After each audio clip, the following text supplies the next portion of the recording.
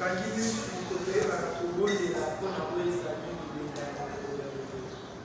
Nzambe na lola Monsanto na basantu nyonso tala topusani liboso ya kinza bokonzi na yo to Nzambe na lola kotika oyo ezali moma oyo toyokaka yo na maboko na yo tala Nzambe yo ebaki na kobanda na biso ezalaki mayangani ya mokolo ya lelo yo otambolaki na biso tala mpe Nzambe okomisi biso na moma oyo toyebaka na koyoka yo wapi Nzambe na lola nayebi na koko Nzambe ezali moma oyo epai na yo yozala Nzambe okoyeba na kotambwisa biso ozala Nzambe lolenge opesaki maloba tikete toyeba na kopesa lolenge oyebaki na kotika wapi mpe Nzambe na lola wapi esike koyeba na kokweya yopesa motema malamu ya koyeba na kolomba mpe makasi ya koyeba na kosalela wana Nzambe ntango yokoyeba na kobanda kotambola tokosilisa na biso elongo na suka ya nyonso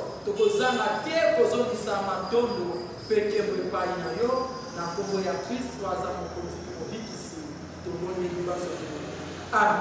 Amen. Alléluia. Amen. Alléluia. Amen. Esengo ezali. Amen. Soki esengo ezali tobeta maboko makasi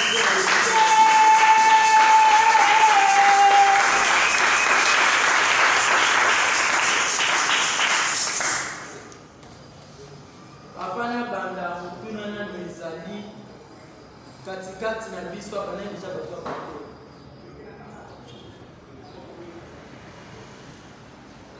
namoni presse oyo ezali bato nyonso bayeba na kozwa bateme nde moko koyeba na kopesa koexplike biso lolenge nini azwa bateme pamba te na bato baza na lolenge oyo bazoswela bateme nde moko oyo aza na maloba koyeba na kopesa koexplike biso lolenge nini po ye ayebaki na kozwa bateme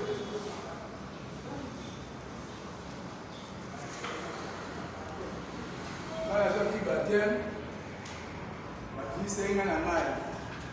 Aboka nyamba la misala.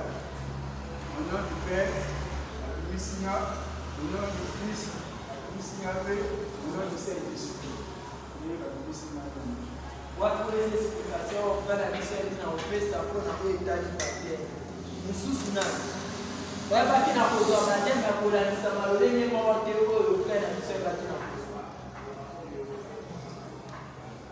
Alléluia.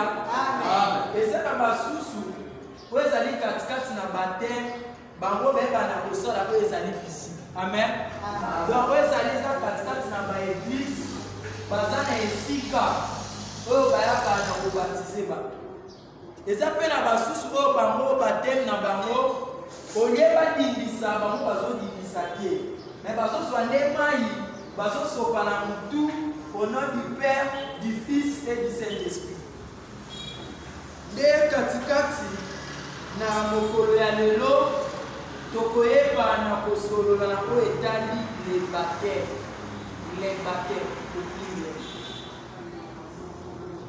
So otali oyo ezali baptême katikati na définition oyo ezali simple baptême elakisi immergé dans. Donc okotisa na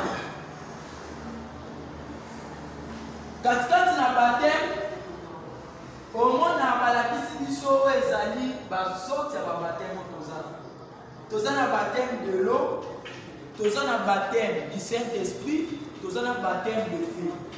So totali oyo explication bapesi biso ezali par rapport ya baptême de l'eau sole toza na so baptême du Saint-Esprit. Parce que babi baptême elakisi kodindisama. Donc so pe ozo baptême il faut pas solo badindisa leo na kati ya Saint-Esprit. C'est ça. C'est déjà ya Saint-Esprit ça passe beau ya feu.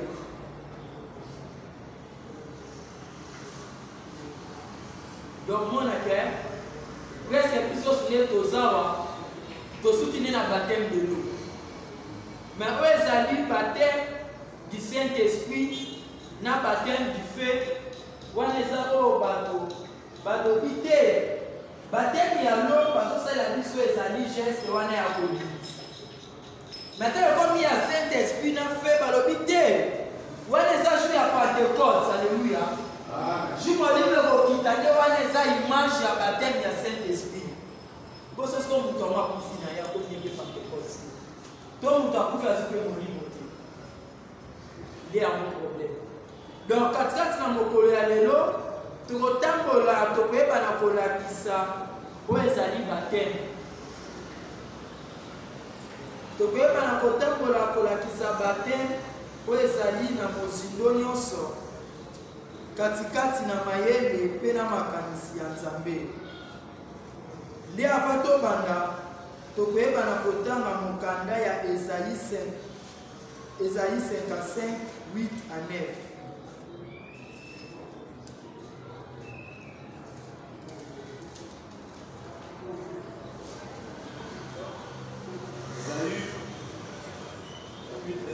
Verset 8 à 9. Car mes pensées ne sont pas vos pensées. Et vos voix ne sont pas mes voix. Dit l'Éternel. Dit l'Éternel. Ah. Donc quand tu as mukando soke, balobi ete makanisi we ezali ya Nzambe. Eza makanisi na biso. Banzela pe o ezali ya Nzambe, eza pe banzela ya biso te. Balobi autant les cieux sont élevés au-dessus de la terre, autant mes voix sont élevées au-dessus de vos voix, mes passés au-dessus de vos passés. Donc c'est-à-dire quoi? Le lege biso tozokanisa ezali te le lege Nzambe azokanisa. Soki otali bo ezali distance po ezali kouta mabele kinolona nde eza distance po eza makanisi na biso na Nzambe. Eza na différence ya makasi. Peut-être tozobela katikati ya bateme. Oui, bato bafandi, bato mayele bafandi, bapesi biso définition papa ya bateme c'est immergé dans. Bapesi biso toza na bateme de l'eau de Saint-Esprit na fait. Batesengeli tobatisama katikati na babateme wana. Est-ce que lolenge bango lolenge bazobatisa ezali lolenge oyo Nzambe azolinga? Bapate omona tosuki katikati na bateme oyo ezali bateme de l'eau. Bapate toyebi eza facile à faire. Immerger dans. Babi kema itokotisa. Sotangi na Biblia omona eza na mwana moko azalaki lunatique. Tant maman a coûté la prise à l'eau, n'a pas la moindre dans la terre, tout ça, parce qu'il a dit à mille dans l'eau, mille dans l'eau. Alléluia. Amen. Donc, il y a cette définition pour rapport à baptême. Baptême, oui, il y a cet esprit, il y a l'eau, il y a fait ça. Mais il y a ceux qui sont dans l'eau, il y a l'eau. Pas baptême, il y a l'eau, c'est simple et facile. Maintenant, comme il y a Saint-Esprit.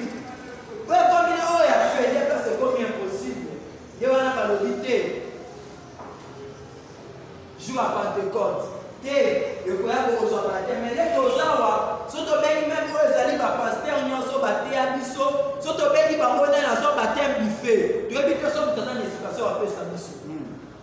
Comme baptême, son temps d'activité, alors bien qui était fait de vos rangs. Si on monte à la moto, par contre, sur la cascade, il y a monte. Est-ce qu'on dit ça? Eza chaleur ya pamba. Ezo ko epuve bosko le bakotso katikati na moto. Bakweza la kotani na tsungu kanda ya Matthieu chapitre 3 le verset 11. Matthieu chapitre 3 le verset 11. Verset 11. 11. Moi, je vous baptise d'eau. Balobi etone azolo ba Jean. Alobi ba pour vous amener à la repentance.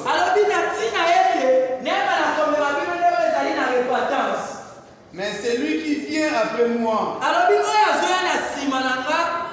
est plus puissant que moi. Et je ne suis pas digne de porter ses souliers. Lui, il vous baptisera du Saint-Esprit et du feu.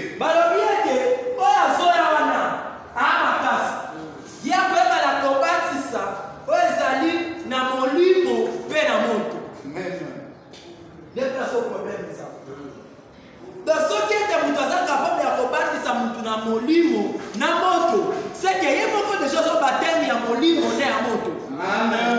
C'est ce qui est le baptême à molimo.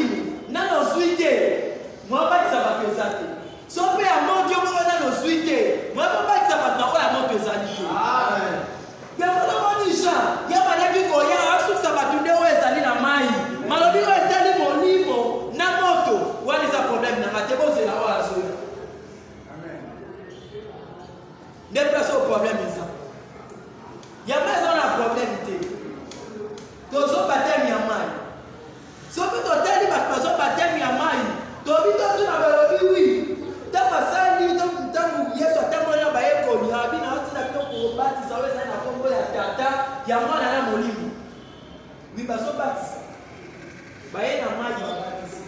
Saint-Esprit na fait des problèmes.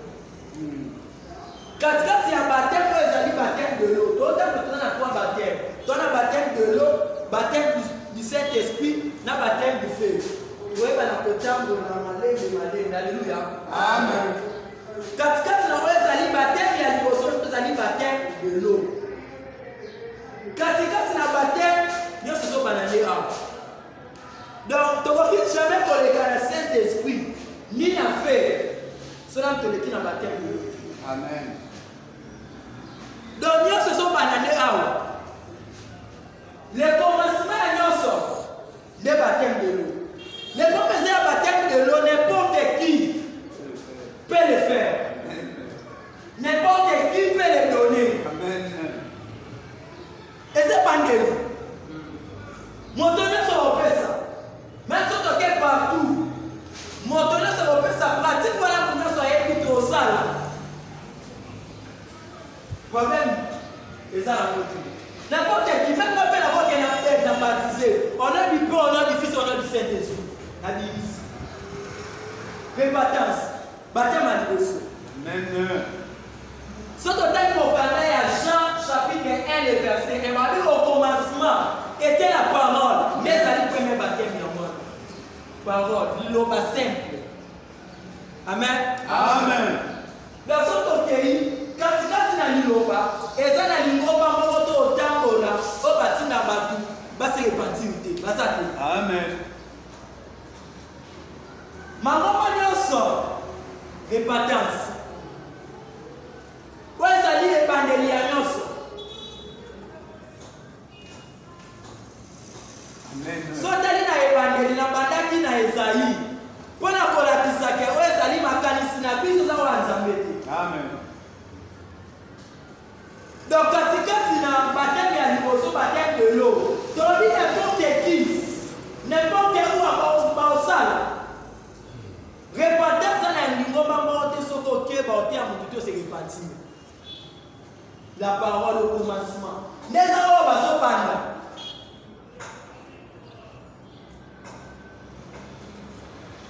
Voilà lindo. Premier baptême. Partout au Kenya. Tant monter à télé, répandeur. Voilà le problème. Amen. N'importe qui, n'importe où, on va faire ça. Baptême, c'est la repentance. La parole au commencement. Mais au commencement, nous tournons ce temps, on va faire ça. Même pour toi, ça fait la dor, il y a une mission chromatique à ma vie. Et ça, la ligne, on va monter au Kenya, on va faire la repentance, c'est ça. Baptême de l'eau. Bisonyo sotozo le kawana. Lilo bakana nzoto kwe toto yebango.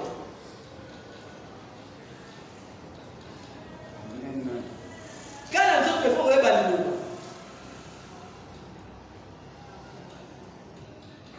Mais on a quand na baptême. On va dire au commencement était la parole. Ndewe ezali mal. Ndemi lo ba. Esengeli toyeba. Ba immerger. Mais ce qui va là. Katikati na baptême ya liboso to bengi lo yango nde aza ebandi. Soto ke na mukanda ya Jean chapitre 14 le verset 6. Omona kuna Yesu alobi ete je suis le chemin, la vérité et la vie. Amen. Amen. Nezali ya liboso nzela de baptême ya liboso baptême. Il faut ça la name na nzela.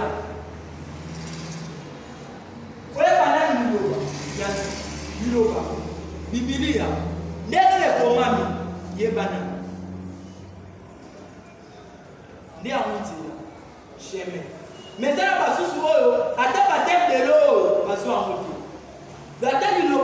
boenenge zaidi ya mote. Amen. Yenda azala nzela te maza pembeni ya nzela. Mais le premier baptême pour vous tenir sur la peste. Pour tout au Kenya, c'est là voilà ça. Parole, liloba, les amis. Si les alliés à baptême, les autres sont la montagne à l'ignorante. Un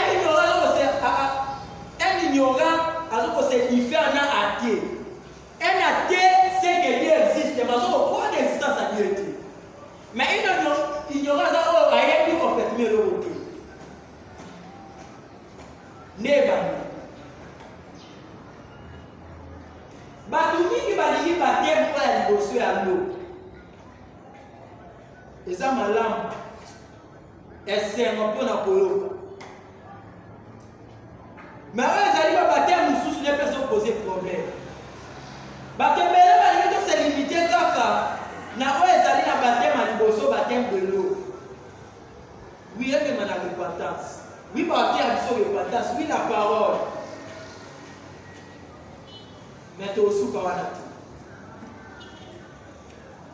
le Seigneur est au côté de la Saint-Esprit, na où est allé na feu. Mais le problème est ça. Quand on peut se baptême à Saint-Esprit, le Seigneur il y a beaucoup de gens qui ont baptême moi. Il y a moins de coups de la parole pas. Soteli mingi, va faire des quatre la baptême de l'eau. Mingi va souki wana. Repentance. Parole. Mais avant ça, il y a des baptêmes qui sont baptisés. Saint-Esprit, la foi. Si on peut appeler ça baptême à Saint-Esprit, est-ce qu'il y a un mot? Vous avez déjà baptême en mot. Pour faire ça à mot, est-ce qu'il y a un mot? Déjà baptême de feu. Les places problème de ça.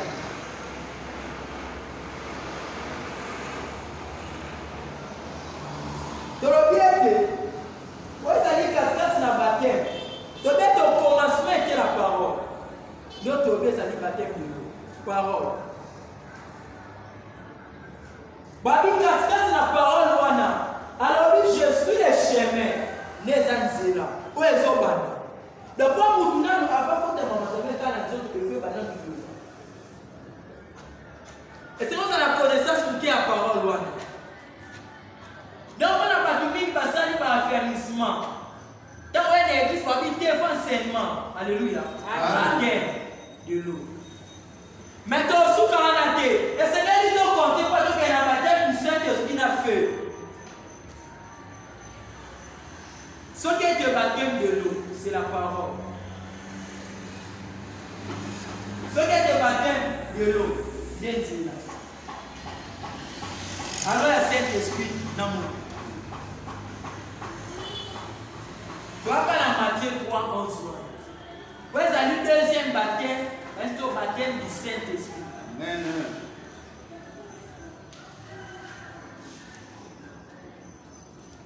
Baptême du Saint-Esprit. Il y a un problème, il est pas bien. Parole est comme ça. Moi, je vais la pratique là. Mais est-ce que le baptême du Saint-Esprit est soi-même? Est-ce que place à un baptême du Saint-Esprit est ça? Ou est-ce que le baptême du Saint-Esprit va payer ça faire? Jean, chapitre 14, les versets 6 et 17. Jean, chapitre 14, les versets 6 et 17. Verset 6,17. 6. Jésus lui dit, je suis le chemin, la vérité et la vie.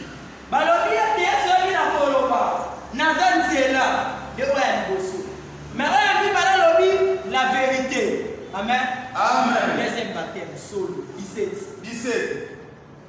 L'esprit de vérité que le monde ne peut recevoir. Je suis le chemin. La vérité, le monde a quatre dans le baptême de l'eau. Parole. Est-ce qu'il y a place aux animaux?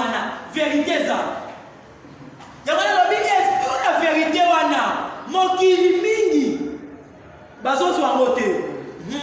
Les l'esprit de vérité que le monde ne peut recevoir. L'esprit de vérité que le monde ne peut recevoir. Parce qu'il ne les voit point. Et Et ne les connaît point. Mais vous les connaissez. Car il demeure avec vous. Et il sera en vous. Amen. Peu importe, baptême de l'eau, au Corozo, parole, repentance, la parole sont ok, baptême de l'eau peut s'en. Parole, ça se prêche, la repentance, ça se prêche, mais est-ce que vérité ça? Pas baptême par le esprit de vérité, mon qui, bah, il est bien motivé.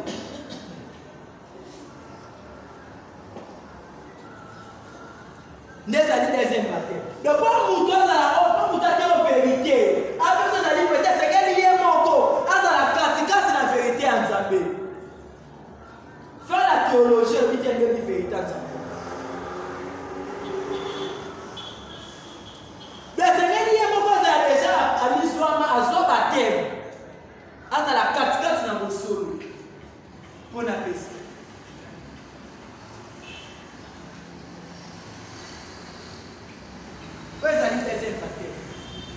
La vérité. Premier makaso doza na mwawa. Batu mingi parole oui. Mais vérité des problèmes. Mais ça n'a pas souffert, c'est le premier baptême moi na dit on t'a dit on dit vérité.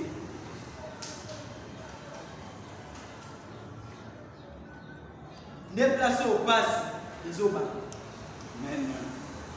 Batu mingi baso ça na parole repentance ni libori. Mais est-ce que la carte soit la vérité ça?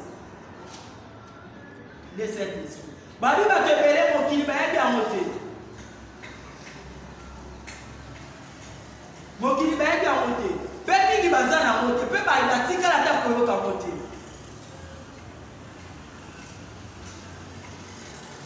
D'abord, on dit pour te mettre à tirer la table à la bataille, mais ça dit à la parole. Quand on me met les alliés, deuxième baptême, les alliés à 7, les alliés vérité, tout ça c'est quelle parole? Alors ça c'est quelle parole? Pas baptême, bateau, parce qu'on bâtit ça, même pas mon manteau. Même que les deux bâtis, ça va être aussi, ça va en à l'eau. Les alliés Paul, les alliés vérité, ça y est bien monté. Même à l'égui, peut-être, bah tout va y être.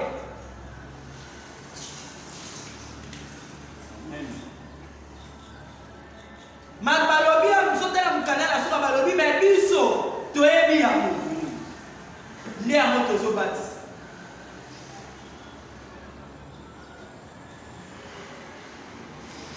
les places pour mes amis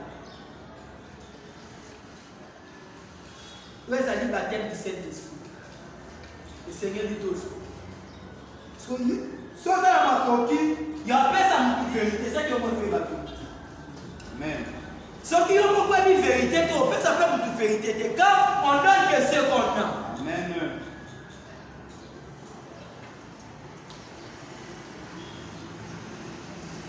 Yo Zarani. Les mots soutiennent dans l'eau, on peut s'appeler comme mal.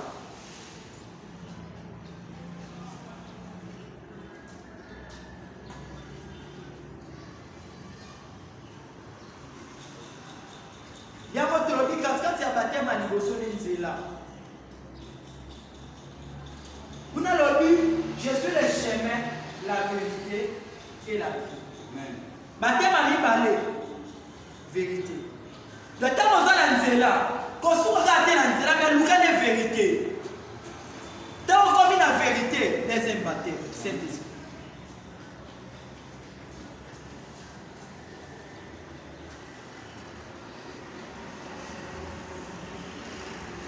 Au moins la quantité, na baptême pour les alliés, il y a l'eau.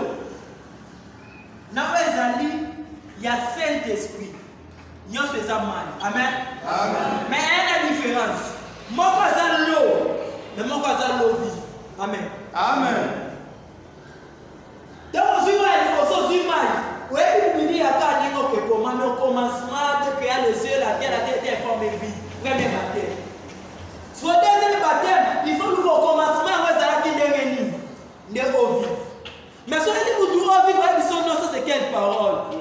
à l'eau, au commencement était la parole. Mais la personne qui a dit cette parole-là était avec Dieu. Pendant qu'on malade Zambé, c'est quelle vérité ça? Penasuka, la parole est dit.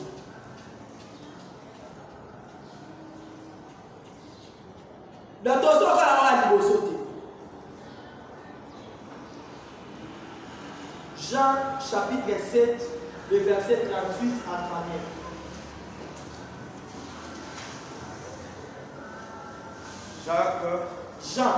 Jean chapitre 7, le verset 38 à 39. Jean 7, 36 à 39. 38 à 39. 38 à 39. C'est lui qui croit en moi. Alors bien que on a dit des fleuves d'eau vive. Alors bien que on a dit fleuves d'eau vive. Couleront dans son sein. Alors bien que on couler dans sein. Comme dit l'Écriture. Il dit cela de l'esprit que devrait recevoir. Alors bien l'esprit de vérité, ceux qui croyaient en lui. Car l'esprit n'était pas encore, parce que Jésus n'avait pas encore été glorifié. Amen. Donc, on s'est dit par rapport à la deuxième baptême, pour les vérité. Donc, tu as le premier baptême, tu as l'autre, mais c'est que nous avons commandé l'eau vive. Et le commencement était la parole, mais comme la parole était avec Dieu. Mais c'est que nous connaissons la vérité, oui, on a là, mais on est sur place, c'est même la vérité. Le deuxième. Vous avez le baptême du Saint-Esprit, la vérité, l'esprit de vérité. Mais est-ce que par deux ça, pas matin motivé bien. Mimi peut aller au cas à monter. Quand il va coûter, mais on dit Mimi peut aller au cas à monter. Amen. La première fois monter au cas où ils allaient au vivre. Problème. Et comme en folie. Pour la basse. Amen.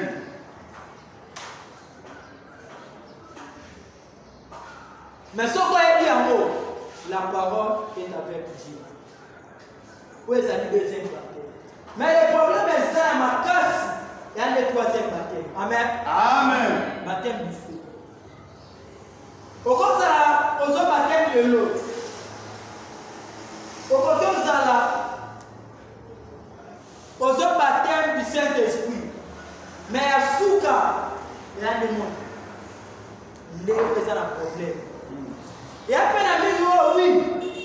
À Zoé à l'eau. À Zoé à l'eau. À Zoé à cette côté, à mon donné comme un problème. Ah, il y a un moto là, oui, problème est ça. Mais tu quand tu sors la moto, quand tu as la tête aussi, quand tu as au nom du Père, au nom du Fils, au nom du Saint-Esprit, c'est que le vivant. Quand tu as aussi, mais si quand tu sors la moto, ça au nom du Père, du Saint-Esprit, au limite, tu as aussi. Là, c'est problème est ça. Baptême parce qu'on va compter, alléluia. Mais c'est là que nous avons mis ça tout. Bon, maintenant, on peut tous baptiser, on a trois. Tous ceux qui ont la chemin, tous ceux qui ont la vérité, mais c'est là que tous ceux qui ont la vie. Tous ceux qui ont la parole, c'est là que la parole était avec Dieu. Et la parole était Dieu. Trois.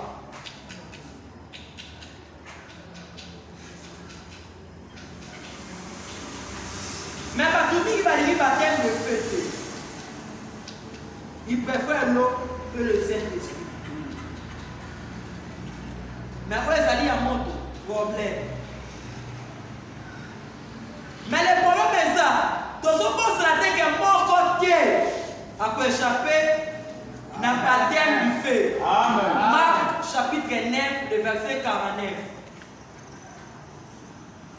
Marc chapitre 9, le verset 49.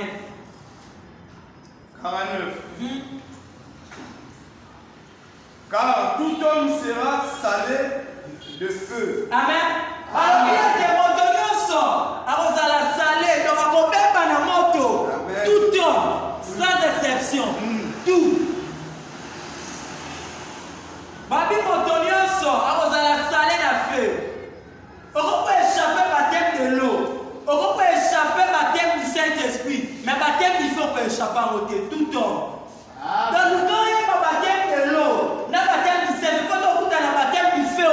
te.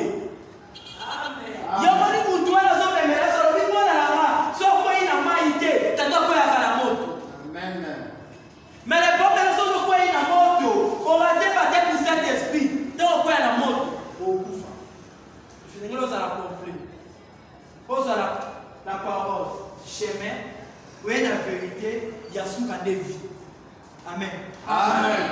Donc quand on a là, on a la vérité. Mais pour la vie, il y a. Et ça peut qu'on est à la moto. Bah, mais ça n'a pas côté. Après échapper à la baptême du feu.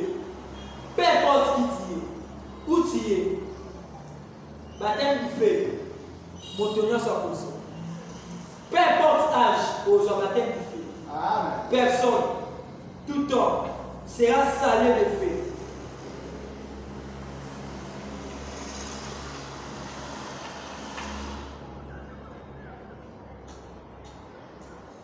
Matthieu 3, 11, Jean total, on a balancé un peu les amis, 3 baptêmes, Jean 14, 6, on appelle déjà total, chemin, vérité, la vie. Amen.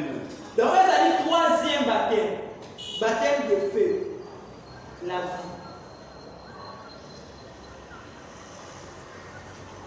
Baptême, on a fait ça, dit au bon monde. Mais pendant qu'on m'a la bon monde, c'est que le baptême en vérité.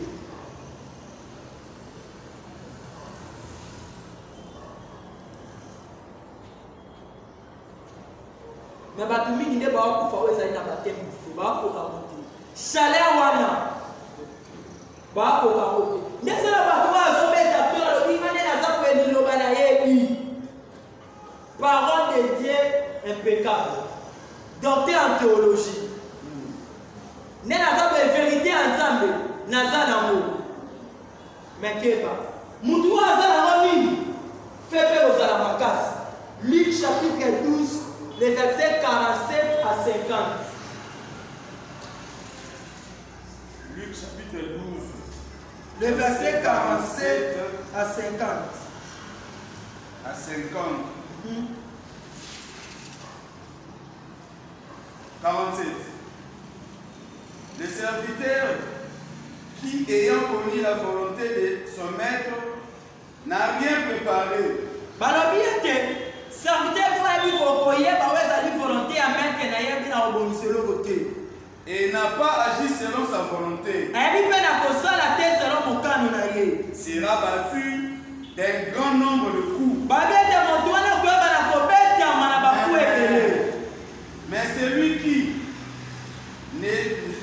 Mais celui qui, ne l'ayant pas connu, a fait des choses dignes de châtiment,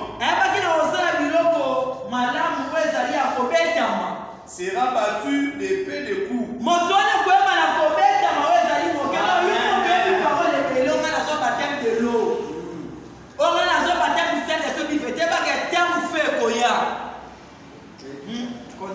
On demandera beaucoup à qui l'on a beaucoup donné.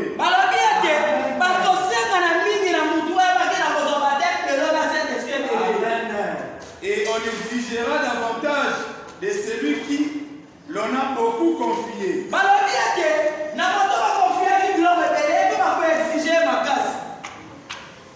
Je suis venu jeter un feu sur la terre.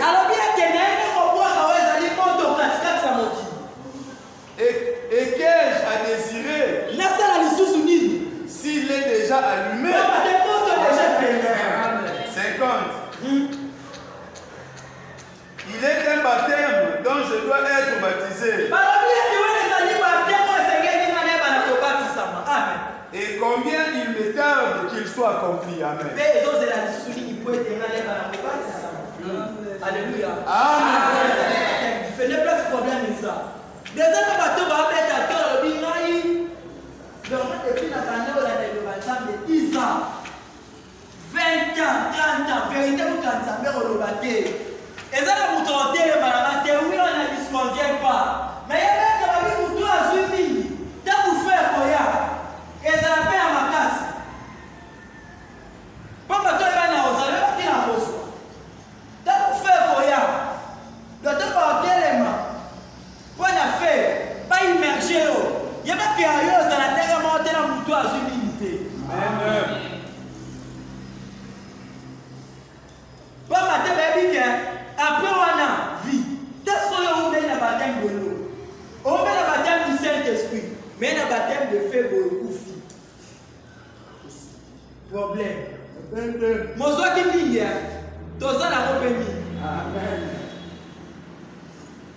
Il y a un bon ma baptême à l'objet. Dans la bonne batu batele, il va zoler kabazote à toka ici à dire au paiement. Alléluia. Amen. Amen. Voilà ce qu'on baptême de feu. Amen. Ce que tu sois qui m'y. Ce que comme il là, oui. Faisons le Seigneur, ce qu'on va baptiser au nom du Père, du Fils et du Saint-Esprit. Au coup faté, au coup faté. Mais si nous avons baptisé, ça t'est qu'à prendre au coup faté. Et à ne pas nos vie. Amen. Baptême du feu pour tu as vu baptême de l'eau, les âmes là, les paroles. Tu as vu baptême du Saint-Esprit et à vérité. Le bon baptême du feu, des livres. Mais baptême, moi, quand tu as pour qui? Donc, portez aux âmes. Et aux âmes à Jérusalem. Et dans les âmes à Galilée. Au Kosoa. Papa, toi, maintenant, on a des disciples. Assis à l'objet, vous avez un témoin. N'a chité, n'a gardé, n'a savoir spécificité de la terre. Donc, portez au Kenya. Baptême de feu au bout d'un an. Amen. Maman, même dans ma candidat, de façon immense. Vous allez baptême de feu. Vous allez Pierre, dans la Asana et sur le Pierre, les gens vont voir la 3 fois. Avant de Pierre, les gens baptême de feu, vous allez le dire jamais. Maintenant, baptême de feu, attendez, vous allez le dire, mais là, vous n'avez pas vu Dieu, vous allez 3 fois. Amen. Amen. Dans les premiers heures, baptême du feu, mon temps peut échapper. Maintenant, baptême du feu, vous allez dire Pierre, quand vous quittez, dans vos zones qui dit ça. Amen. Là, on a qui Pierre sous la soupe, il va qui dans le baptême du feu. Amen. Déplacez au problème, ça. Dans son baptême de feu, est-ce que au coco?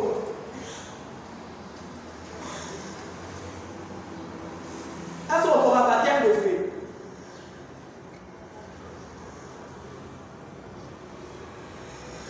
Le temps où on se met d'accord, on va aller dans sa pénélope. Dans la vérité, dans sa carte financière, chemin. Dans l'ennemi qui va aller dans le chemin financier, ben il va dire que un problème.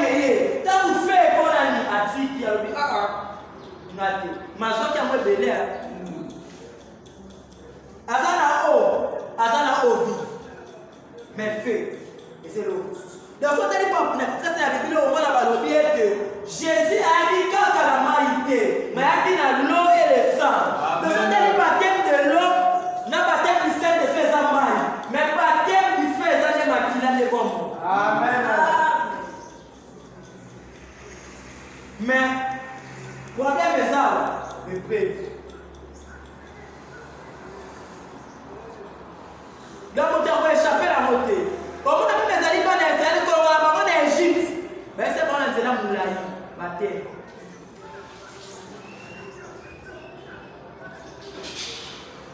Au baptême du feu, l'élu, 1 Pierre, chapitre 1, les versets 5 à 7. 1 Pierre, chapitre 1, les versets 5 à 7.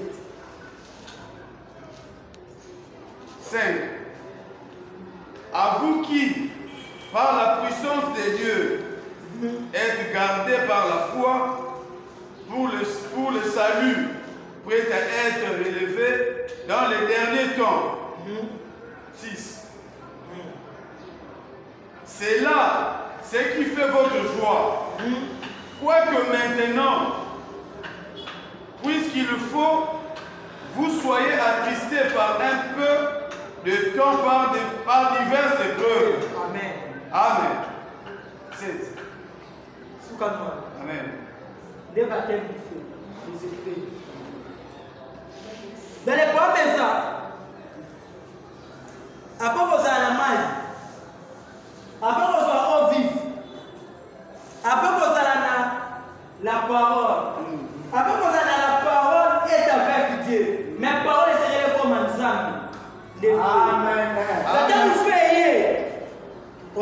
Père, du Fils, du Saint-Esprit obimi. La parole de Dieu. D'ailleurs, Père, on va baptiser par Kala. Bate absoluté à mon papa, mon ensemble, c'est que nous en avons. Parce que la terre lobby, il est simplement au moi, c'est dans la frère de l'église. Quand on m'aime, voilà mon ensemble, alléluia. Amen. Soyez évangéliste, mon papa, tu es pasteur. Bon, ce sera beaucoup de signes à moi, si on réagit, pasteur à propos, alléluia. Amen. Le baptême, il fait. Devant les épreuves t'envoyer appelé. Parmi tout homme sera salé du feu. Dans mon donnion sort. Baptême-moi peut échapper dans mon vie. Dans mon donnion, on a mis le bamanza de mini makasi. C'est pas que tant de preuves et ça appelle à makasi pour les calams de au Canada. Amen. Pas ma tête avec Yohana Maï.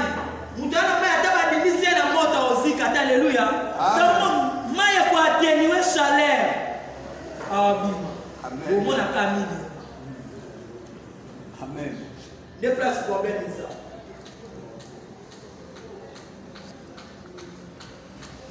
Dans les premiers années, épreuve est Seigneur. Amen. Troisième baptême. Dans un baptême, moi, la condition du Père, c'est de ce vie au contexte. Au commencement était la parole était avec Dieu et la parole était Dieu. Au contexte, je suis le chemin, la vérité et la vie. Chemin, il y a un problème. Vérité, les sous. Mine, bazar. Mais le problème, c'est à feu. Donc, on a un moment où na chemin, foule. Baye. Amen. Mais où est Kati, na vérité. Au moins, on a quitté 72. Maintenant, comme il a fait, Bakiti 12. Mais na 12, on a encore pour finir la moto. Problème. Baptême du feu. Baptême du feu a rien des épreuves. Bah là, par exemple, on a des photos pour nous contribuer. Par exemple, les photos nous contribuer $10. Fanny quand le jour à contribution pour ça qui date. Quelqu'un appelle ça mardi. Peut-être mardi, on a un anniversaire quelque part, contribution $10. Soit épreuve, soit on va la montre, c'est que nous avons troisième baptême. Au souka. Au Kosoa, tout au petit. Place problème tout ça. Peut aller troisième baptême. Maintenant, par contre, si ça y est, quand tu n'as baptême, moi, et ça, là, tu n'as pas tout. Et c'est que l'autre. Pourquoi? Et ça, là, n'a pas tout, on va soit baptême. Ouais, ça, pas tout, on va soit, après, on va faire ça, on va faire ça, baptême, on va basique. Mais bateau, on a basique. Amen. Amen. Shadrach, Meshach, Abednego. Non, mais la bataille est épreuve, elle va voir Nabucodonosor. Alors, vite, nous avons la reste qui nous avons fou comme les épreuves, ça va être difficile. Au moment de la bataille, au temps de Kenda qui est dans la Babylone, Balobi, Balia, Kolia, mais ça qui bloque à Wati. Mais ça qui prise à Souka, ça qui prise à Tifodor. Et c'est là qu'il montre sur Zawana à Foukambi. Mais ça, c'est ma serviteur qui a un Nabucodonosor le bité. Et ça, va tout le monde. Loin le principe, on va saler la camote. Babi de moi était irrité. Ne pas dire qu'il a coupé ma batouana, mais votre fournaise wana. Bon chauffer à moi 7 fois. 7. Bon, on va pas compte ça. Babi m'a dit qu'il faut pas compte ça. Maman basique. Mais avec ça dit Shadrach, Meshach, na même négo. Les belles ont tout fait, les belles qui n'ont pas kobika, les belles qui n'ont pas soin, les belles qui n'ont pas surmonté, eux qui peuvent voir, eux qui ont des baptêmes, ils sont comme ça.